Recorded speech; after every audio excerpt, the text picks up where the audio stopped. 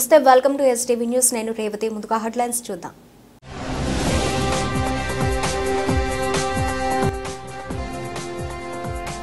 బీసీల అభ్యున్నతి కోసం కూటమి ప్రభుత్వం ప్రత్యేక చర్యలు తీసుకోవడం జరుగుతోంది. సీఎం చంద్రబాబు వెల్లడి.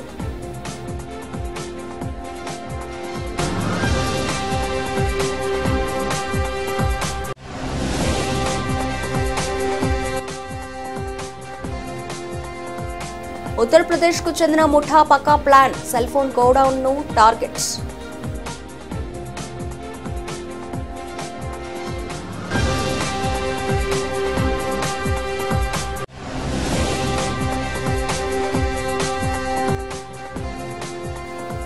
ఆలపాటి రాజేంద్ర ప్రసాద్ భారీ మెజార్టీతో గెలిపించాలి. విజయవాడ తూర్పు ఎమ్మెల్యే గద్ద రామ్మోహన్ పిలుపు.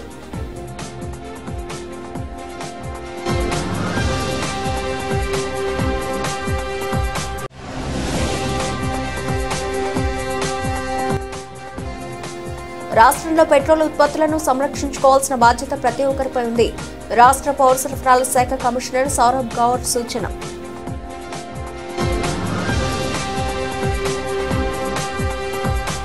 తెలుగుదేశానికి పార్టీ వ్యవస్థాపక రోజు నుండి నేటి వరకు వెన్నముకగా నిలిచిన బీసీల అభ్యున్నతి కోసం అధికారంలోకి వచ్చిన కూటమి ప్రభుత్వం ప్రత్యేక చర్యలు తీసుకోవడం జరుగుతోందని సీఎం చంద్రబాబు చెప్పారు.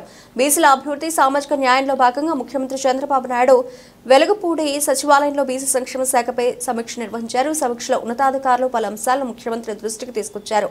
రాష్ట్రంలో వెనుకబడిన ఉన్న బీసీల అభివృద్ధి సాధించడంతో పాటు ఆర్థికంగా బలపడే విధంగా ప్రభుత్వం నుండి వివిధ సంక్షేమ పథకాలు అందించే విధంగా చర్యలు తీసుకోవాలని అధికారులకు ముఖ్యమంత్రి ఆదేశాలు జారీ చేశారు.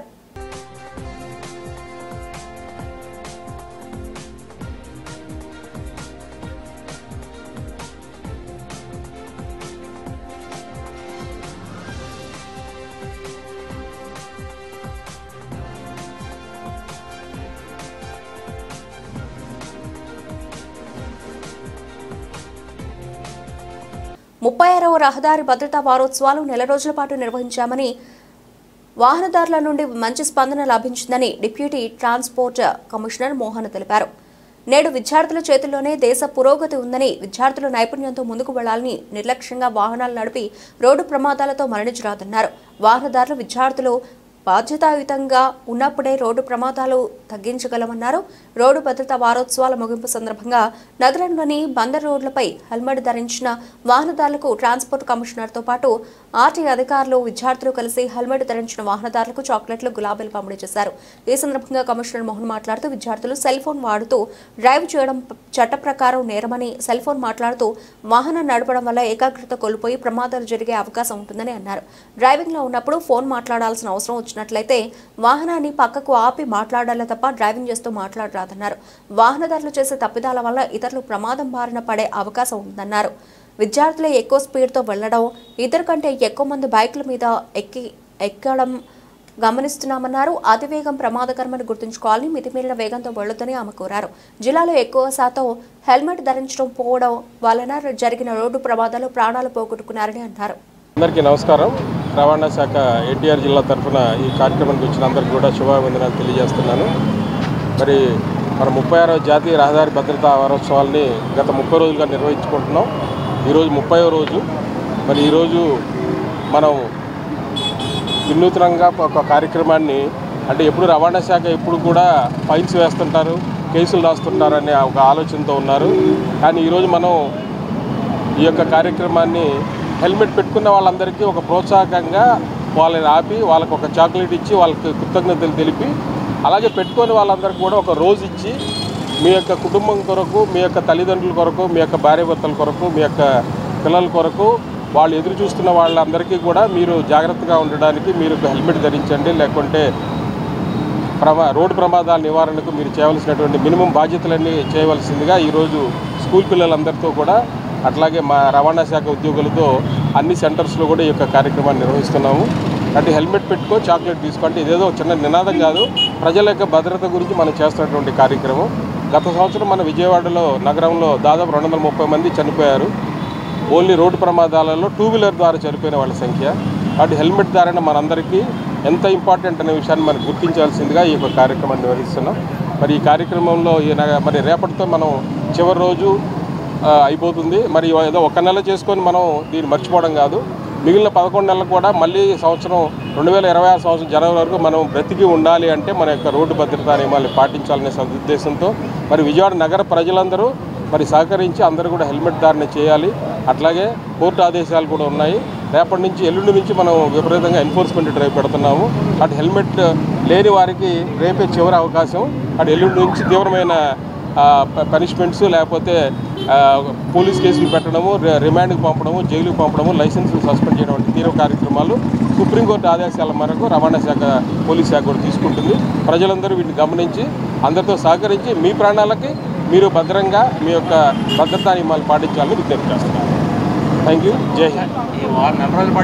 రెస్పాన్స్ అయితే చాలా మీరు మరి మీ అందరికీ తెలుసు, రోడ్డు మీద మనం ఈ కార్యక్రమాలు మొదలు పెట్టకముందు ఎంత హెల్మెట్ ధారణ ఉంది, ఇప్పుడు ఎంత హెల్మెట్ ధారణ ఉంది ప్రజల్లో. అంటే కోర్టు కూడా అందరికీ అవగాహన సదస్సులు పెట్టాలా అని అన్నారు, కానీ సిపి గారు అలా చెప్పలా. హెల్మెట్ పెట్టుకోకపోతే కింద పడితే తలకు దెబ్బ తగులుతుందనే విషయం అవగాహన తెలియడానికి పెద్దగా దానికి చదువుకోవాల్సిన పని లేదు, ఏమైనా రాకెట్ సైన్స్ కాదు.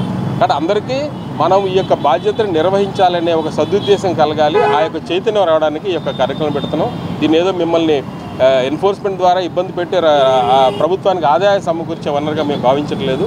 అందరూ కూడా రోడ్డు కంప్లైంట్ చేసి చెప్పాను కదా, 233 మందిలో కనీసం ఎంతమంది హెల్మెట్లు పెట్టుకుంటే దాదాపు 200 మంది ప్రాణాలు మనకు నిల్చుండేటివి. మరి ఈ సంవత్సరం కూడా ఇప్పటికీ ఈ 45 రోజుల్లో కూడా చాలామంది దాదాపు 30 మంది ప్రాణాలు పోయాయి మనం ఈ కార్యక్రమాన్ని మొదలుపెట్టిన తర్వాత కూడా. కాబట్టి ఇంకా ప్రజల్లో చైతన్యం రావాల్సిన ఉంది. మీ మరి press, print media, electronic media మీరు దీన్ని ఒక సాహసోపేతమైన బాధ్యతగా మీరు తీసుకొని అందరికీ కూడా తెలియజేయవలసిందిగా నేను విజ్ఞప్తి చేస్తాను. జై హింద్.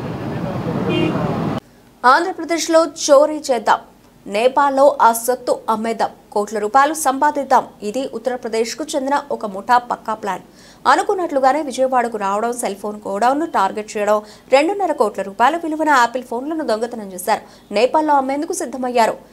ఎనికేపాడులో జరిగిన సెల్ ఫోన్ల చోరీ కేసును బెజవాడ పోలీసులు ఛేదించారు. ఉత్తరప్రదేశ్కు చెందిన 5 సభ్యులను చెందిన ముఠా ఆట కట్టించి గటగటాల వెనక్కు నెట్టారు. విజయవాడ శివారు ఎనికేపాడులోని ఇన్గ్రామ్ మైక్రో ఇండియా ప్రైవేట్ లిమిటెడ్కు చెందిన గోడౌన్లో ఫిబ్రవరి 6వ తారీఖున భారీ చోరీ జరిగింది. గోడౌన్ పైకప్పు రేకులు తొలగించి సీసీ కెమెరాలు తప్పించి అక్కడ నిల్వ చేసిన 271 యాపిల్ ఐఫోన్లు మరియు వివిధ రకాల ఎలక్ట్రానిక్ వస్తువులను దొంగలు అపహరించారు. ఎప్పటి మాదిరిగానే గోడౌన్ను తెరిచిన మేనేజర్ దొంగతనం జరిగినట్లు గుర్తించి పటమట పోలీసులకు ఫిర్యాదు చేశారు. రంగంలోకి దిగిన క్లూస్ టీం, పోలీసు వర్గాలు సాంకేతికతను ఉపయోగించి దొంగతనానికి పాల్పడిన వారు ఉపయోగించిన కారును ఛేదించారు. కారు నెంబర్ ఆధారంగా ఉత్తరప్రదేశ్ పోలీసుల సహకారంతో నేరానికి పాల్పడ్డ 5 నిందితుల ముఠాను అరెస్ట్ చేశారు. వీరి నుండి 2.5 కోట్ల రూపాయల విలువైన యాపిల్ ఫోన్లను స్వాధీనం చేసుకున్నట్లు విజయవాడ నగర పోలీస్ కమిషనర్ ఎస్వి రాజశేఖర్ బాబు మీడియాకు వివరించారు. ఆంధ్రాలో చోరీ చేసి నేపాల్లో అమ్మి కోట్లు సంపాదించాలనే పక్కా ప్లాన్ ప్రకారం చోరీ చేసినట్లు వెల్లడించారు. యూపీకి చెందిన దీప్ చంద్ ప్రజాపతి, మాయా జయప్రకాష్, సునీల్ కుమార్ సరోజ్, బ్రిజేష్ కుమార్ ఉగ్రా, మిథిలేష్ కుమార్, సురేంద్ర కుమార్ పటేల్ను అరెస్ట్ చేసి కోర్టులో హాజరుపరిచినట్లు తెలిపారు. నిందితులు గతంలో పలు నేరాలకు పాల్పడ్డట్టు వివరించారు. ఈ కేసును ఛేదించడంలో డీజీపీతో సహా 2 రాష్ట్రాల పోలీసు అధికారులు దృష్టి సారించారన్నారు. కేసును దర్యాప్తు చేసి నిందితులను అరెస్ట్ చేసిన సిబ్బందికి అవార్డులు, రివార్డులు ప్రకటించారు.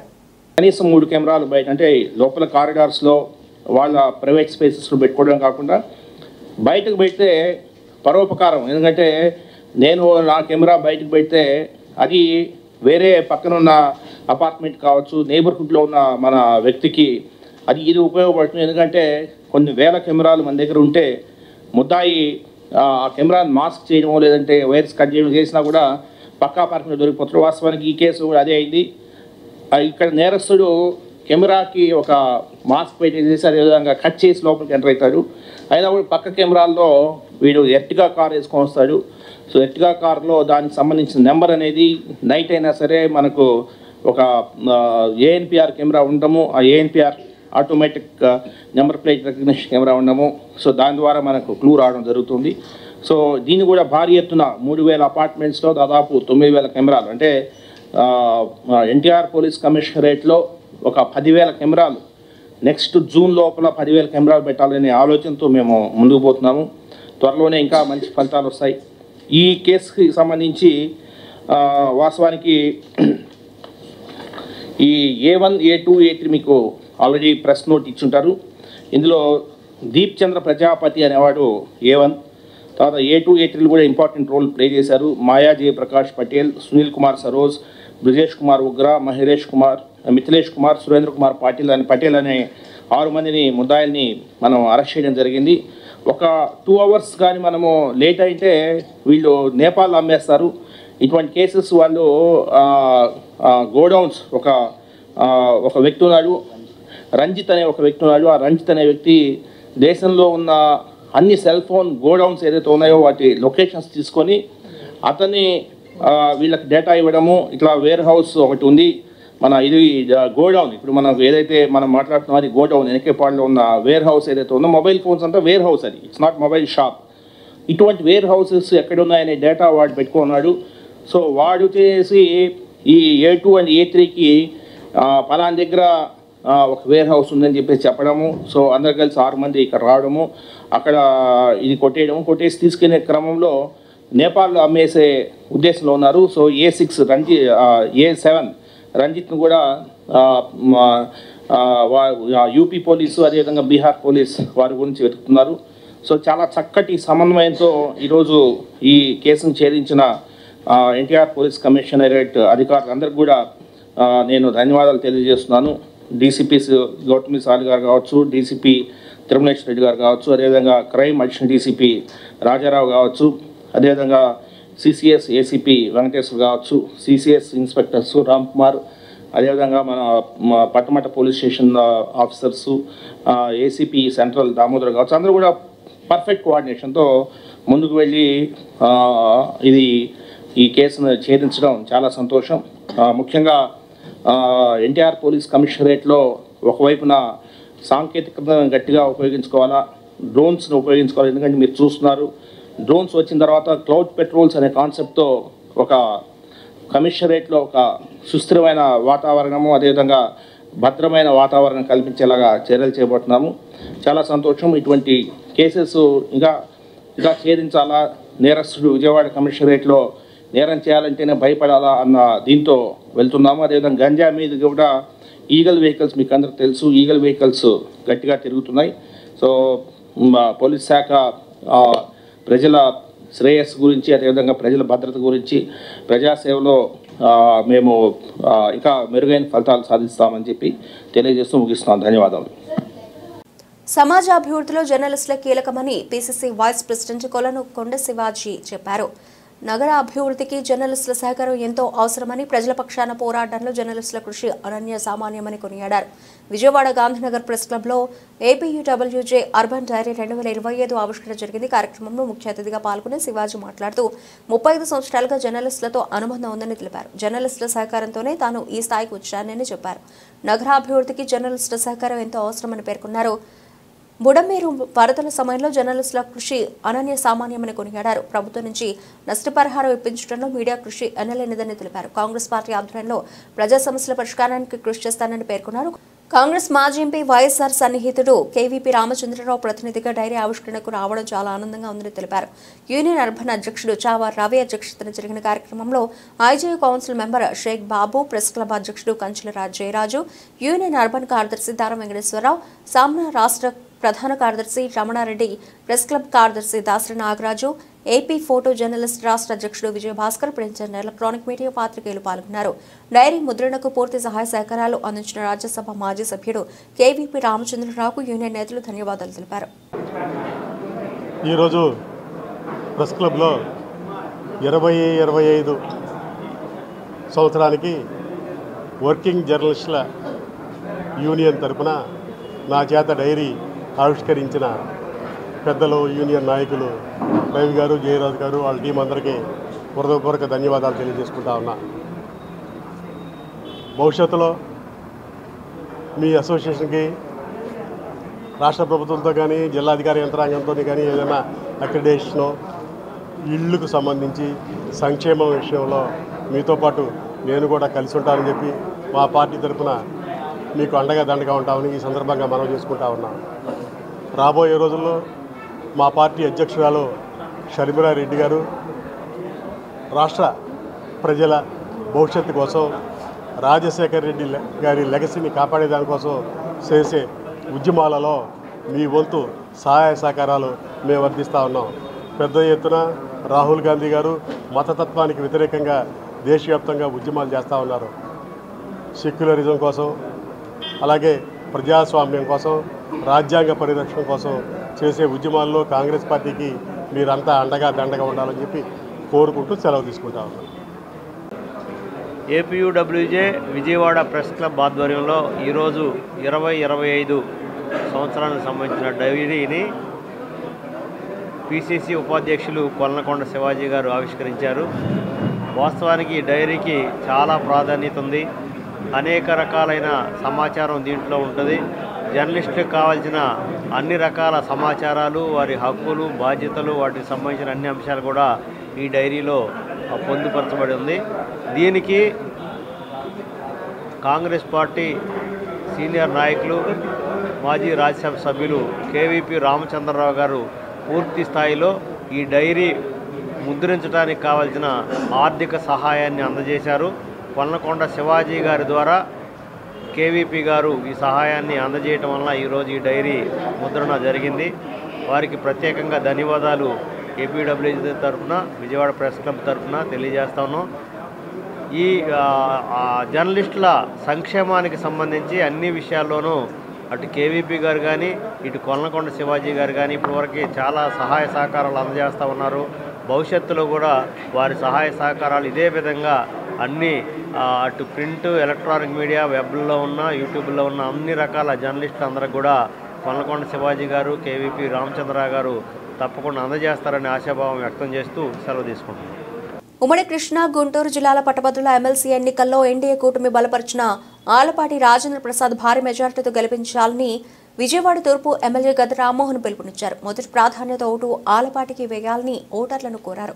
విజయవాడ తూర్పు నియోజకవర్గం 9వ డివిజన్ పడమట లంకకొమ్మ సీతారామయ్య జిల్లా పరిషత్ గర్ల్స్ హైస్కూల్లో మరియు మున్సిపల్ హైస్కూల్లో కూటమి ఎమ్మెల్సీ అభ్యర్థి ఆలపాటి రాజేంద్ర ప్రసాద్ విజయాన్ని కాంక్షిస్తూ ఎమ్మెల్యే గద్దె రామ్మోహన్ ఎన్నికల ప్రచారం నిర్వహించారు. సందర్భంగా ఉపాధ్యాయులను కలిసి ఓట్లను అభ్యర్థించారు. ఆలపాటిని గెలిపించడం ద్వారా కలిగే ప్రయోజనాలను వివరించారు. అనంతరం గద్దె మాట్లాడుతూ ఎన్డీఏ కూటమి ప్రభుత్వం అధికారంలోకి వచ్చిన తర్వాత అన్ని వర్గాల ప్రజలు సంతోషంగా ఉన్నారని తెలిపారు. అభివృద్ధితో పాటు సంక్షేమాన్ని సమానంగా ముందుకు తీసుకెడుతున్న ఘనత సీఎం చంద్రబాబుకి దక్కుతుందన్నారు. కొన్ని నెలల్లోనే ప్రభుత్వం ఎన్నో అభివృద్ధి కార్యక్రమాలు చేపట్టడం జరిగిందని పట్టభద్రులు ఆలోచించి ఓటు వేయాలన్నారు. మొదటి ప్రాధాన్యత ఓటును ఆలపాటికి వేసి ఘన విజయం అందించాలని కోరారు. ఎన్నికల ప్రచారంలో కూటమి నాయకులు పాల్గొన్నారు. జరిగే ఎమ్మెల్సీ ఎన్నికల్లో ఆలపాటి రాజేంద్ర ప్రసాద్ గారి యొక్క గెలుపు కోసం కూటమి బలపరిచిన అభ్యర్థిగా ఆయన గెలుపు కోసం ఈ రోజున పట్టమట్ల లంకలో ఉన్న గవర్నమెంట్ స్కూల్స్కి అక్కడ టీచర్ని ఓటు అడగడానికి రావడం జరిగింది. టీచర్స్ అందరికీ మేము చెప్పింది ఏంటంటే ఈ రోజున టీచర్స్కి అనేకమైన సమస్యలు ఉన్నాయి. గత ప్రభుత్వంలో ఫస్ట్ తారీఖున జీతం రాని సమస్యతో పాటు వాళ్ళు దాచుకున్న పిఎఫ్లు కూడా గల్లంతైపోయి రిటైర్ అయిన వాళ్ళకి ఆ డబ్బులు ఇవ్వక, లేదా వీళ్ళకి అవసరం వచ్చినప్పుడు అప్పు లోన్ పెట్టుకుంటే ఆ డబ్బులు రాక వీళ్ళు 10 రూపాయల వడ్డీకి బయట తెచ్చుకునే పరిస్థితి రావటం వలన ఈ రోజున 2024లో జరిగే ఎన్నికల్లో వన్ సైడ్గా టీచర్స్ అందరూ కూడా తెలుగుదేశం కూటమిని సపోర్ట్ చేయటం వలన ఇవాళ ఘనమైన విజయం మేము సాధించాం. ఈ 8 నెలల్లో కూడా టీచర్స్ కోసం, టీచర్స్ యొక్క అవసరాల కోసం, వాళ్ళకి ఇవ్వాల్సిన డిఏలు చెల్లింపు కోసం ప్రయత్నం జరుగుతూ ఉంది. ఈ 6 నెలలు 8 నెలలు కూడా కేవలం పరిపాలన గాడిలో పెట్టడానికి ప్రతి వారం మంగళవారం వెళ్ళి ఢిల్లీలో కూర్చుని 2000 అప్పులు తీసుకురాకుండా, అప్పులు తీసుకొస్తే అది మన మీద భారం కాబట్టి అప్పులు తీసుకురాకుండా పరిపాలన ఏ విధంగా చేయాలి సమర్థవంతంగా, అదేవిధంగా రేపు అమరావతిలో 30,000 కోట్లతో సుమారు 50,000 కోట్ల వరకు కూడా వర్కులు జరగబోతూ ఉన్నాయి. 50,000 కోట్లు అక్కడ జరిగితే ఇక్కడ టీచర్స్కి ఏం లాభం అని అనుకోవచ్చు. ఆ యొక్క నిర్మాణంలో వచ్చే మిగుళ్ళు కానీ, జిఎస్టీలు కానీ, లేకపోతే ఇతర రొటేషన్ కానీ వలన అనేక విధాలుగా ప్రభుత్వానికి ఆదాయం వస్తుంది. ఒక బిల్డింగ్ ఇప్పుడు మనం ప్రైవేట్గా నేను ఒక బిల్డింగ్, మీరు ఎవరైనా సరే ఒక బిల్డింగ్, ఒక అపార్ట్మెంట్ కడుతుంటే మీరు ₹1,00,00,000 దాకా కార్పొరేషన్ కడతారు.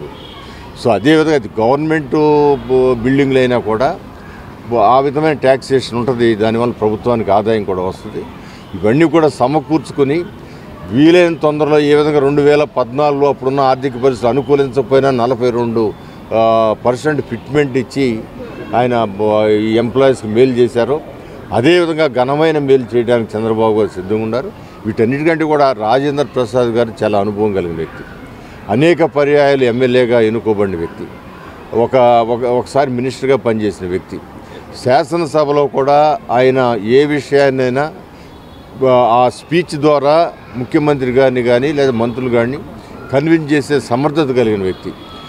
అన్ని విషయాలు ఆయన బేసిక్గా లాయర్ అవటం వలన అన్ని విషయాల్లో ధర్మం ఏంటో అధర్మం ఏంటో తెలుసుకోగలిగిన వ్యక్తి. తద్వారా ఖచ్చితంగా ఇక్కడ టీచర్స్ సమస్యలు ఎప్పుడు కూడా ఆయన టీచర్స్ లేదా గ్రాడ్యుయేట్స్ ఉన్నప్పుడు గ్రాడ్యుయేట్స్ ఏ సమస్య ఉందో తెలుసుకునే దానిలో టీచర్స్ యొక్క సమస్యల్ని సమర్థవంతంగా చట్టసభల్లోనూ అదేవిధంగా పర్సనల్గా ముఖ్యమంత్రి గారితో నారా చంద్రబాబు నాయుడు గారితో అదేవిధంగా పవన్ కళ్యాణ్ గారితో లేదా లోకేష్ బాబు గారితో వీళ్ళందరితో కూడా చర్చించి సాధించగల అవకాశాలు మెరుగుంటాయి. కాబట్టి నేను అందరిని కూడా రిక్వెస్ట్ చేశాను, మీకు యూనియన్లు ఉంటాయి కానీ ఈసారికి మనం అనేకమైనగా నష్టపోయినాం కదా సంవత్సరం. ఈసారికి ఆ నష్టాన్ని పూడ్చుకోవడానికి మనకు సమర్థుడైన వ్యక్తి. ఇప్పుడు ఉన్న క్యాండిడేటు అవతల క్యాండిడేట్ సమర్థుడు కాదన్న, బట్ వాళ్ళకి అవకాశాలు పరిమితిగా ఉంటాయి. వాళ్ళు సభలో మాట్లాడగలుగుతారు అంతే, వెళ్ళి కన్విన్స్ చేసే శక్తిగానే వాళ్ళకు ఉండదు. అందువల్ల నేను మరీ రిక్వెస్ట్ చేసి అందరినీ కూడా కన్విన్స్ ప్రయత్నం చేయడం జరిగింది. తప్పకుండా వాళ్ళందరూ కూడా పాజిటివ్గా స్పందించారు. ఆలపాటి రాజేంద్ర ప్రసాద్ గారు ఘనమైన మెజార్టీతో గెలుస్తారనే ప్రగాఢమైన నమ్మకం మాకుంది. గన్నవరం వైఎస్ఆర్సీపీ నేత మాజీ ఎమ్మెల్యే వల్లభనేని వంశీకి విజయవాడ కోర్టు 14 రోజుల రిమాండ్ విధించింది. వంశీని హైదరాబాద్లో అరెస్టు చేసిన పోలీసులు విజయవాడ కోర్టులో హాజరుపరిచారు. ప్రభుత్వం తరఫున వీరగంధం రాజేంద్ర ప్రసాద్, వంశీ తరఫున పొన్నవులు సుధాకర్ రెడ్డిల వాదనలు వినిపించారు.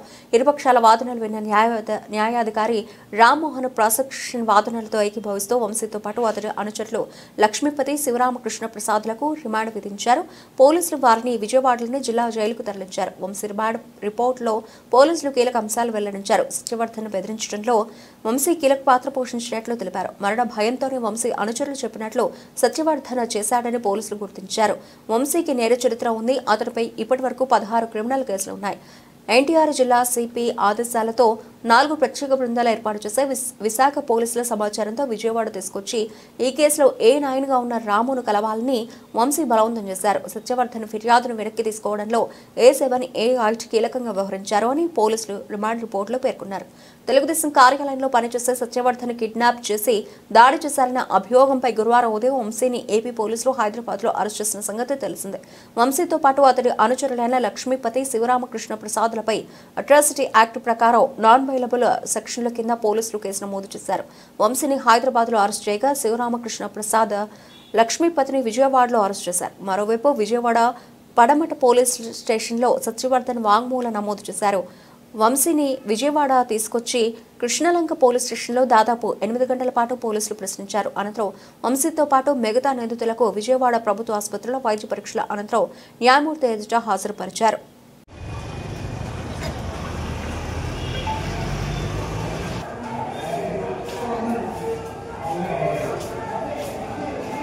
మేడం మేడం అవసరం మేడం మేడం మేడం మీడియా అవుతున్నా మేడం మీడియా అవుతున్నా మేడం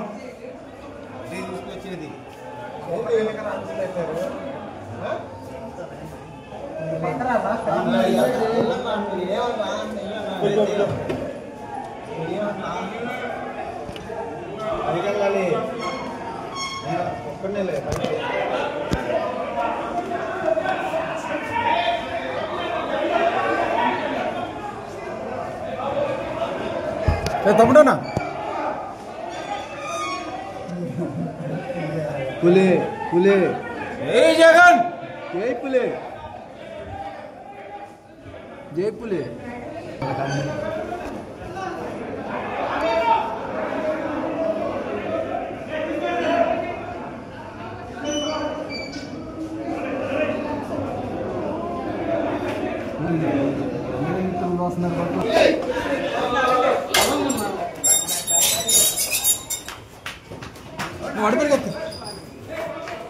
అడుపరిగెత్తు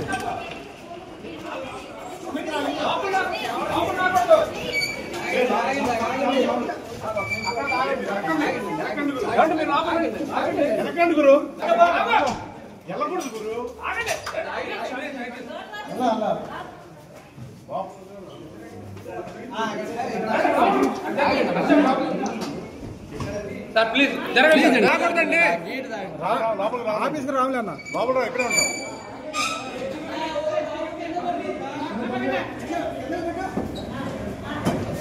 అలా సైడ్ కొట్టవా అలా తప్ప కొంచెం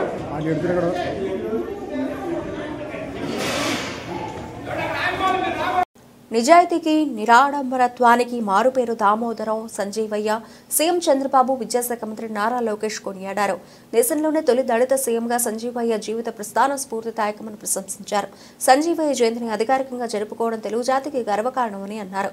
దామోదరం సంజీవయ్య జయంతి సందర్భంగా సీఎం చంద్రబాబు మంత్రి నారా లోకేష్ సంజీవయ్య చిత్రపటానికి ఘన నివాళులర్పించారు.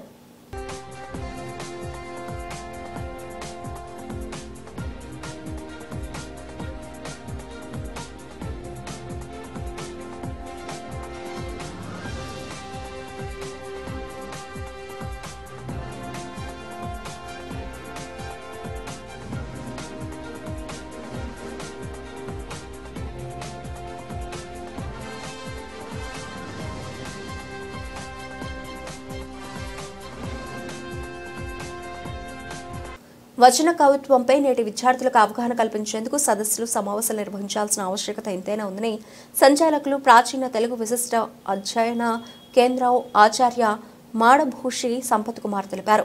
ఎలాంటి నిబంధనలు లేకుండా ఎవరైనా సరే రాయగలిగినటువంటిది రచన కవిత్వం అని చెప్పారు. ప్రాచీన తెలుగు విశిష్ట అధ్యయన కేంద్రం సంయుక్త నిర్వహణలో అంతర్జాతీయ మాతృభాషా దినోత్సవం సందర్భంగా కాకరపర్తి భావనారాయణ కళాశాలలో వచన కవిత్వ రచన కార్యశాల కార్యక్రమం నిర్వహించారు. ఈ కార్యక్రమానికి ముఖ్య అతిథి సంచాలకులు ప్రాచీన తెలుగు విశిష్ట అధ్యయన కేంద్రం ఆచార్య మాడభూషి సంపత్ కుమార్ పాల్గొన్నారు. సందర్భంగా మాట్లాడుతూ వచన కవిత్వంపై నేటి విద్యార్థులకు అవగాహన కలిగించే విధంగా కేబిఎన్ కళాశాల సదస్సు నిర్వహించడం అభినందనీయమన్నారు. వచన కవిత్వం 1930లో ప్రారంభమైందని తెలిపారు. వచన కవిత్వం అనేటటువంటిది ఒక ప్రజాస్వామ్య కవిత్వం అని చెప్పారు. ఎలాంటి నిబంధనలు లేకుండా ఎవరైనా సరే రాయగలిగినటువంటిది వచన కవిత్వం అని చెప్పారు. ఈ కాలంలో వచన కవిత్వం రాసేటటువంటి వాళ్ళు చాలా ఎక్కువ మంది అయ్యారని, కవిత్వం సామాన్య ప్రజల్లోకి సామాన్య విద్యార్థులకు వెళ్ళడానికి ప్రధానమైనటువంటి కారణం వచన కవిత్వమే అని చెప్పారు. ఈ కార్యక్రమంలో సుమారు 100 మంది విద్యార్థులు, ఉపాధ్యాయులు తదితరులు పాల్గొన్నారు. ఈరోజు ఈ కేబిఎన్ కళాశాలలో వచన కవిత్వం కార్యశాల జరుగుతున్నది. ఇటువంటి కార్యశాలలు జరగాల్సినటువంటి అవసరం ఎంతో ఉంది. అందుకు ముందుగా నేను ఈ కళాశాల యాజమాన్యాన్ని అభినందిస్తూ ఉన్నాను. మనకి వచన కవిత్వం అనేటటువంటిది 1930లలో ప్రారంభమైంది. వచన కవిత్వం అనేటటువంటిది ఒక ప్రజాస్వామ్య కవిత్వం. ఎందుకంటే పద్యం రాయడం అనేదానికి చాలా నిబంధనలు ఉంటాయి, కానీ వచన కవిత్వానికి అలాంటి నిబంధనలు లేవు. ఎలాంటి నిబంధనలు లేకుండా ఎవరైనా సరే రాయగలిగినటువంటిది వచన కవిత్వం. అందుకే ఈ కాలంలో వచన కవిత్వం రాసేటటువంటి వాళ్ళు చాలా ఎక్కువ మంది అయ్యారు. కవిత్వం ప్రజల్లోకి, సామాన్య ప్రజల్లోకి, సామాన్య విద్యార్థుల్లోకి వెళ్ళడానికి ప్రధానమైనటువంటి కారణం వచన కవిత్వమే. అందుకే శిష్లా ఉమామహేశ్వరరావు గారు, శ్రీశ్రీ గారు, శ్రీరంగం నారాయణ బాబు గారు ఇలా ఆ రోజు నుంచి ఈ రోజు దాకా అందరూ వచన కవిత్వం రాయడం మొదలుపెట్టారు. వచన కవిత్వం అనేటటువంటిది మనం ఏ విషయాన్నైనా, సమాజంలో జరిగేటటువంటి ఎలాంటి క్లిష్టమైనటువంటి విషయాన్నైనా సరే మనం వచన కవిత్వంలో ఇమర్చగలం. అందుకే వచన కవిత్వానికి ఇంత ప్రాధాన్యం వచ్చింది. శ్రీశ్రీ అగ్గిపుల్ల, కుక్కపిల్ల, అగ్గిపుల్ల, సబ్బుపిల్ల దేని గురించి అయినా కవిత్వం రాయొచ్చు అని చెప్పడానికి కారణం ఏమిటంటే, మనం సమాజంలో జరిగేటటువంటి ఏ విషయాన్ని గురించి అయినా సరే రాయాలి అని అనుకున్నప్పుడు అది పద్యంలో ఇమడకపోవచ్చు, కానీ వచన కవిత్వం అయితే దేన్నైనా స్వీకరించగలదు. దేని గురించి అయినా సరే వచనంలో రాయడానికి అవకాశం ఉంటుంది. కాబట్టి వచన కవిత్వాన్ని మనం ఇప్పటికే దానికి చాలా ప్రాధాన్యం ఉంది. విద్యార్థుల్లో కూడా అలాంటి దాని మీద అవగాహన కల్పించి వాళ్ళు కూడా వచన కవిత్వం రాసే విధంగా మనం ప్రోత్సహించాల్సినటువంటి అవసరం ఉంది. ఆ ప్రోత్సాహానికి ఈ కార్యశాల చాలా ఉపయోగపడుతుందని నేను భావిస్తూ ఉన్నాను. దీని గురించేనా? ఇవాళ సమాజంలో యువతరం ఇతర సాహిత్య ప్రక్రియల కన్నా వచన కవిత్వం మీద ఎక్కువ ఆసక్తి చూపిస్తున్నది. అందరి హృదయాలలోకి వేగంగా చొచ్చుకు వెళ్ళగలిగేటువంటి లక్షణం కూడా వచన కవిత్వానికే ఉన్నది. అందువల్ల ఇప్పటి తరాన్ని, ప్రత్యేకించి డిగ్రీ కళాశాల విద్యార్థుల్ని వచన కవిత్వ రచన వైపు వాళ్ళని ఆసక్తి కలిగించేలా చేయటం కోసం మా కాకరపర్తి భావనారాయణ కళాశాలలో 2 రోజుల పాటు వచన కవిత్వ రచన మీద కార్యశాల అంటే వర్క్షాప్ ఏర్పాటు చేయడం జరిగింది. ఈ 2 రోజుల్లోనూ మాడభూషి సంపత్ కుమార్ గారు, మేడిపల్లి రవికుమార్ గారు, ఎల్లాప్రగడ మల్లికార్జునరావు గారు, బండ్ల మాధవరావు గారు, శంకర గోపాల్ గారు, ఈ ప్రముఖులంతా కూడా వచన కవిత్వం ఎలా రాయాలి, దానిలో ఉన్నటువంటి ప్రక్రియలు ఏమిటి, ఎలా అంశాన్ని ఎంచుకోవాలి, ఇటువంటి విశేషాలు అన్నిటి మీద కూడా విద్యార్థులకి శిక్షణ ఇవ్వడం జరుగుతుంది. దాంతోపాటు ఒక అంశాన్ని వాళ్ళకి రేపటి రోజున కేటాయించి వాళ్ళ చేత ప్రత్యక్షంగా కవిత్వం రాయించడం కూడా ఈ కార్యశాలలో జరుగుతుంది. ఇక్కడ విశేషం అది అంటే ఏదో ఉపన్యాసాల తరహాగా కాకుండా విద్యార్థుల చేత సాధన చేయించి కవిత్వం రాయించడం ఈ కార్యశాల ప్రత్యేకత. ఈ తరహా కార్యక్రమాలు చేయటం వల్ల కవిత్వ రచన వైపు, సాహిత్య అధ్యయనం వైపు విద్యార్థులు మొగ్గు చూపుతారు. తద్వారా భాషా పరిరక్షణ కోసం మా కళాశాల తన వంతు బాధ్యతగా యువతరాన్ని భాషా పరిరక్షణ పట్ల, భాషా అధ్యయనం పట్ల వాళ్ళని ఆసక్తి కలిగించేందుకు ఈ కార్యక్రమం ఏర్పాటు చేయడం జరిగిందండి. దేశం కోసం నిరంతరం పోరాడే వీర జవాన్ల త్యాగాలను దేశ ప్రజలందరూ గుర్తుపెట్టుకోవాలని విశ్వ హిందూ పరిషత్ నగర కార్యదర్శి జోగి రామకృష్ణ అన్నారు. నేటి యువత వీర జవాన్ల అడుగుజాడల్లో ధర్మం పట్ల, దేశం పట్ల బాధ్యత కలిగి నడుచుకోవాలని ఆయన సూచించారు. నగరంలోని బీఆర్టీఎస్ రోడ్డు నందు శారదా కాలేజ్ వద్ద హిందూ పరిషత్ ఆధ్వర్యంలో పుల్వామా దాడిలో మరణించిన 40 మంది జవాన్లకు నివాళులు అర్పించే కార్యక్రమం జరిగింది. ఈ సందర్భంగా విశ్వ హిందూ పరిషత్ నగర కార్యదర్శి జోగి రామకృష్ణ పుల్వామా దాడిలో మరణించిన 40 మంది జవాన్లకు ఘన నివాళులు అర్పించారు. ఈ సందర్భంగా ఆయన మాట్లాడుతూ భారత ప్రజలందరినీ రక్షించడం కొరకు జవాన్లు అహర్నిశలు శ్రమిస్తూ భారత సరిహద్దుల వద్ద మనకు రక్షణగా నిలబడుతున్నారని అన్నారు. ఫిబ్రవరి 14, 2019 భారతదేశాన్ని కంటికి పాపలా కాపాడుతున్న భారత జవాన్లపై పుల్వామా ప్రాంతంలో ముష్కర్లు దాడి చేయడం పట్ల విచారం వ్యక్తం చేస్తూ చనిపోయిన 40 మంది జవాన్లకు బీఆర్టీఎస్ రోడ్డు శారదా కాలేజ్ వద్ద ర్యాలీ నిర్వహించి అశ్రునివాళ్లతో శ్రద్ధాంజలి ఘటిస్తున్నామన్నారు. వీర జవాన్లకు నివాళులు అర్పించామన్నారు. భారతదేశ సంస్కృతి సాంప్రదాయాలను విడిచి విశ్వ సంస్కృతి, పాశ్చాత్య దేశాల సంస్కృతులను నేటి యువత అవలంబిస్తున్నారని ఆవేదన వ్యక్తం చేశారు. వీర జవాన్ల బాటలో యువకులందరూ ధర్మం పట్ల, దేశం పట్ల బాధ్యత కలిగి నడవాలని సూచించారు. వీర జవాన్ల త్యాగాలను దేశ ప్రజలందరూ గుర్తుపెట్టుకోవాలని అన్నారు. సావధాని చెప్పిన వెంటనే కళ్ళు మూసుకుని మౌనం పాటిద్దామండి. వేదిక మీద నుంచి అనుమతించినటువంటి ఒకళ్ళు ఇద్దరు మాత్రమే మాట్లాడడానికి అవకాశం లభిస్తుంది కాబట్టి ఎవరు కూడా అవకాశం కోసం ప్రాకులాడవద్దు దయచేసి. ముందర సావధాన్. పూర్ణమేవావశిష్యతే ఓం శాంతి శాంతి. అందరూ కళ్ళు తెరవచ్చండి. ఎవరికైనా ఎక్కువసేపు మేము ఉండలేమండి, మాకు వేరే పనులు ఉన్నాయి అనుకున్న దయచేసి వెళ్ళిపోండి. ఎవరైతే ఉంటామన్నారో వాళ్ళు ఇలాగే ఎండకి నిలబడతామండి సైనికుల పద్ధతిలో. మనకి రాష్ట్రంలో పెట్రోల్ ఉత్పత్తులను సంరక్షించుకోవాల్సిన బాధ్యత ప్రతి ఒక్కరిపై ఉందని రాష్ట్ర పౌర సరఫరాల శాఖ కమిషనర్, ప్రభుత్వ ex officio secretary Saurabh Gaur సూచించారు. రవాణా కోసం ప్రత్యామ్నాయ పునరుత్పాదక క్లీన్ అండ్ గ్రీన్ ఇంధనాలు, ఎలక్ట్రిక్ వాహనాలు వినియోగించాలని ఆయన పిలుపునిచ్చారు. తుమ్మలపల్లి కళాక్షేత్రంలో సక్షం 2025 ప్రారంభ కార్యక్రమం జరిగింది. కార్యక్రమానికి రాష్ట్ర పౌర సరఫరాల శాఖ కమిషనర్, ప్రభుత్వ ex official secretary Saurabh Gaur ముఖ్య అతిథిగా విచ్చేసి జ్యోతి ప్రజ్వలన గావించి విద్యార్థులచే పరిరక్షణ ప్రతిజ్ఞను చేయించారు. అనంతరం ఆయన మాట్లాడుతూ రాష్ట్రంలో వాహనాల సంఖ్య గణనీయంగా పెరుగుతున్న నేపథ్యంలో భవిష్యత్తులో పెట్రోల్ ఉత్పత్తులను సంరక్షించుకోవాల్సిన బాధ్యత ఉందన్నారు. పెట్రోల్ ఉత్పత్తులను భవిష్యత్తు తరాలకు అందించాల్సిన అవసరం ఎంతైనా ఉందన్నారు. పెట్రోల్ ఉత్పత్తులకు ప్రత్యామ్నాయంగా పునరుత్పాదక క్లీన్ అండ్ గ్రీన్ ఇంధనాలు, ఎలక్ట్రిక్ వాహనాలు వినియోగించాలని సూచించారు. విద్యార్థులు చమురు సంరక్షణకు అంబాసిడర్స్గా ఉండాలని, ఇంధన ఆదాపై అవగాహన కలిగి ఉండాలన్నారు. సిగ్నల్స్ దగ్గర వాహనాల ఇంజిన్ ఆపు చేయడం ద్వారా పెట్రోల్ వాడకం తగ్గుతుందని, వంట సమయంలో అనవసరంగా గ్యాస్ను అదనంగా వాడకూడదని ఆయన సూచించారు. అనంతరం ర్యాంక్ పోటీలలో విజేతలుగా నిలిచిన విద్యార్థులకు బహుమతులు అందజేశారు. తదనంతరం బీపీసీఎల్, గేల్, ఎల్పీజీ సంస్థలకు చెందిన ప్రతినిధులు మాట్లాడుతూ ఇంధన వర్గం పట్ల ప్రతి ఒక్కరికి అవగాహన ఉండాలన్నారు. సక్షం కార్యక్రమం విద్యార్థులకు, ప్రజలకు ఎంతగానో దోహదపడుతుందన్నారు. తరఫున నిర్వహిస్తున్నటువంటి ఈ సక్షం కార్యక్రమానికి వచ్చినటువంటి ముఖ్యంగా పిల్లలందరికీ, అట్లానే వాళ్ళ టీచర్స్కి, ఈ వేదికని అలంకరించిన పెద్దలందరికీ, వేణుమాధవ్ గారికి, వేణుగోపాల్ గారికి, ఇంకా ఇద్దరు ఆయిల్ కంపెనీ నుంచి వచ్చినటువంటి సీనియర్ ఆఫీషియల్స్ అందరికీ, అట్లానే LPG dealers association, local dealers, petroleum dealers, వారి అందరికీ నేను నా మనస్ఫూర్తిగా ధన్యవాదాలు తెలియజేస్తా ఉన్నాను. ఇవాళ ఈ సక్షం కార్యక్రమం అసలు మనం ఒక విధంగా ఆలోచించవచ్చు. ఈ ఎవరైతే పెట్రోలియం అమ్ముతా ఉన్నారో ఒక విధంగా ఈ కంపెనీలు ఉన్నాయో వాళ్ళు ప్రిజర్వేషన్ గురించి ఎందుకు మాట్లాడాలా? వాళ్ళ బిజినెస్ని తగ్గించుకోవడానికి వాళ్ళు ఇట్లాంటి కార్యక్రమాలు ఎందుకు చేయాలా? కానీ మనం if you take a broader view, one we all know it is good for environment.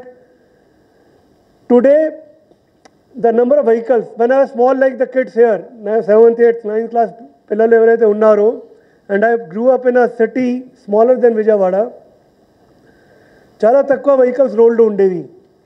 ఇవాళ మాత్రమే విపరీతంగా వెహికల్స్ పెరిగినాయండి. ఇవాళ దీంట్లో కూడా నేను చదువుతూ ఉంటే 2004లో there were only 5 crore vehicles in the country. Today there are 25 crore vehicles in the country. So 25 కోట్లు వాహనాలు మన రోడ్స్లో ఉన్నాయంటే మన జనాభా 150 కోట్లు. సో ప్రతి 6గురికి ఒక వెహికల్ ఉన్నట్టు భావించవచ్చు, అంతే కదండి? లేక ప్రతి కుటుంబానికి. బట్ ఏదైనా సరే కొంతమంది దగ్గర ఎక్కువ బండిలు ఉన్నాయి ఏదైనా సరే. సో దాంతో వచ్చినటువంటి ఏదైతే పొల్యూషన్ ఉందో అవన్నిటిని మనమే భరించాలా? తీరా what it is leading to also is that this year we crossed 1.5 degrees barrier. అంటే అర్త్ది ఏదైతే యావరేజ్ టెంపరేచర్ ఉంటుందో, the average temperature of earth of all the continents, అంటే మనము ట్రాపికల్ ఏరియాలో ఉన్నాము, యూరోప్లో ఇంకా కొద్దిగా it is cooler, America Canada is even cooler, Antarctica is almost every time sub-zero. So the average temperature of earth, if I remember correctly, is around 18 degrees.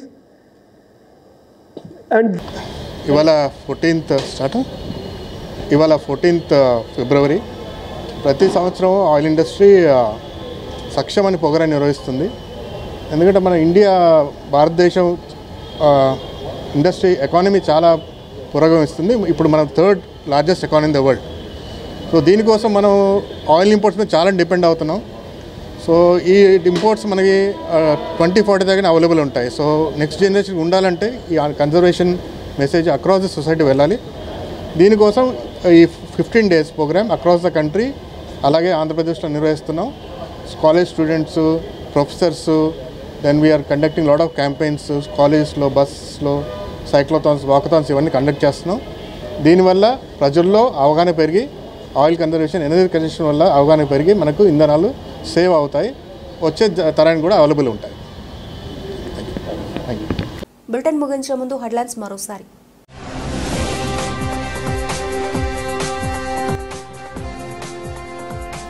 బీసీల అభ్యున్నతి కోసం కూటమి ప్రభుత్వం ప్రత్యేక చర్యలు తీసుకోవడం జరుగుతోంది, సీఎం చంద్రబాబు వెల్లడి.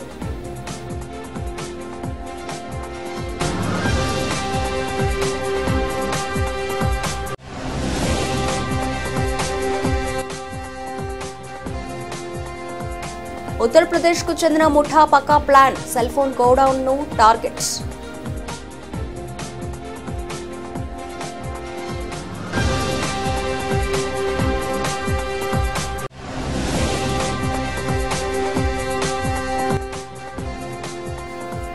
ఆలపాటి రాజేంద్ర ప్రసాద్ భారీ మెజార్టీతో గెలిపించాలి, విజయవాడ తూర్పు ఎమ్మెల్యే గద్ద రామ్మోహన్ పిలుపు.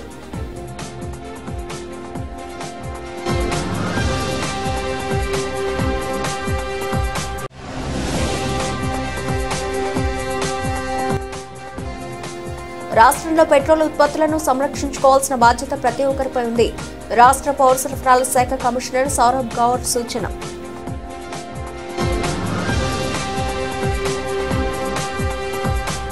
ఇవి ఇప్పటివరకు నవల్సిన అప్డేట్స్. మరిన్ని అప్డేట్స్తో మళ్ళీ కలుద్దాం. అంతవరకు సెలవు, నమస్తే.